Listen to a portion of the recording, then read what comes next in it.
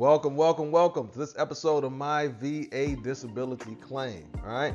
In this series, this is how you file. All we're doing is showing you specifically video walkthroughs showing you how we would file each of these specific claims. Right. Today, we're going to talk about female arousal disorder. Right. We have a 5-step format that we do for each claim. Right. It's the same format for each claim so we can get the same result at the end. Right. That's the intention behind it. As always, don't forget to like, subscribe, share, right? All the YouTube stuff, right? Put it in the comments. Right, if you got something to say, put it in the comments. So let's get right into it. Step number 1 when we're filing a claim is to decide on the condition. What condition specifically are we filing for? In this case, female arousal disorder, which is the female equivalent to erectile dysfunction, right? Erectile dysfunction is probably a little more commonly known. Female arousal disorder is the female equivalent to that.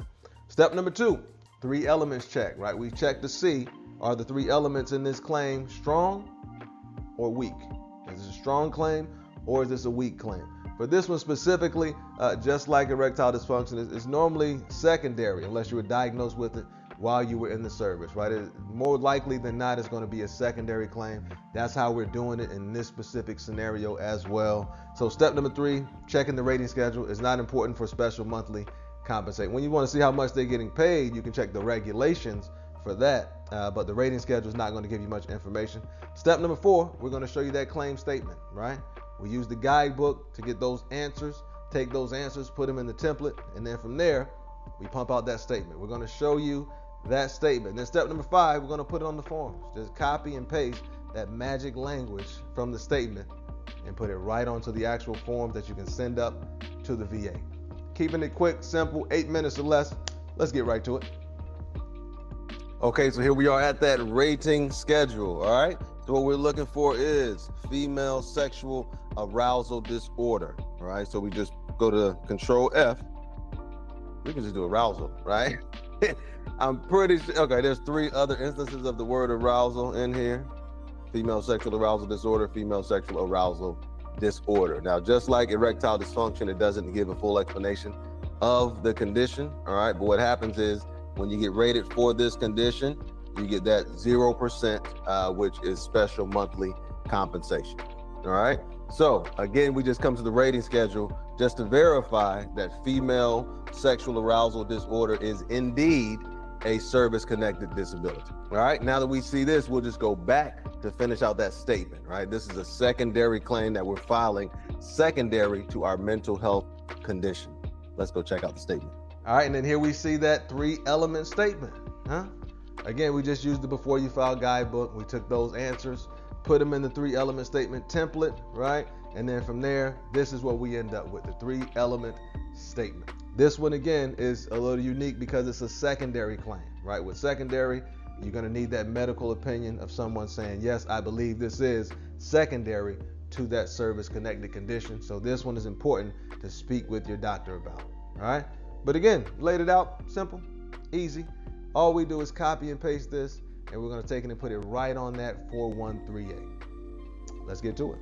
Okay, so here we are at that 526EZ, right? VA form 21-526EZ. This is the actual claims form where we come and put those core components of the claim. So right here in the column that says current disabilities, we're putting female sexual arousal disorder. If due to exposure, event, or injury, it wasn't. Explain how the disability relates to the in-service event. This one is secondary to our service-connected depression, all right? Approximate date disability, don't even put that in there. Again, secondary. This is the condition we're filing for, female sexual arousal disorder, and it's secondary to an already service-connected depression, all right? So again, this is the claims form that we send up to the VA along with that 4138 where we spell out the actual claim, all right? Let's go to the 4138, huh? All right, so here we go at that 4138. That's VA form 21-4138. All right, and this is the statement in support of claim. Again, we recommend that you send a statement up with every condition that you file for, right? You want to spell it out to the VA. I mean, you want to do this thing once if you can. Do it the first time, get it approved the first time so you can save your time and spend it doing the things that you enjoy doing, right? Not many of us enjoy filing claims. All right, so here we go at that 4138, just laying out that claim again. The female sexual arousal disorder is secondary, all right? I, veteran's name, am filing for female sexual arousal disorder. This condition is secondary to my service-connected depression, all right? Right out the gates, we're making that secondary link. This is connected to this, all right? I've also included records of my medical treatment for this condition. You always want to send up the records showing that you're being treated for this condition.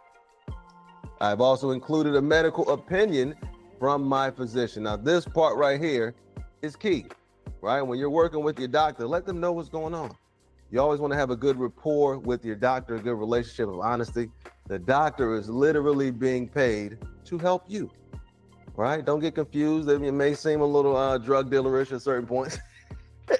They're here to help though, right? You're here to tell me how I can help myself and point me in the right direction of things that can help me, right? That's the nature of the relationship. So in this situation, you want to say, hey, doc, I got this female sexual arousal disorder, and I believe it's related to the depression I was experiencing in the service, right? Most doctors are going to be like, yeah, that makes sense. And at that point, you ask the doctor, hey, are you willing to write a medical opinion? Just saying that, you know, in your opinion, it's more likely than not that this female sexual arousal disorder is related to the depression, right? If they feel uncomfortable writing it, you can write it for them and then bring it in. Hey, doc, are you willing to sign this? Right? I need this for my VA claim. And it's yes or no. Either they are or they are not. All right? But it starts with building that rapport and having them to help you out. If they don't do it, still send the claim up.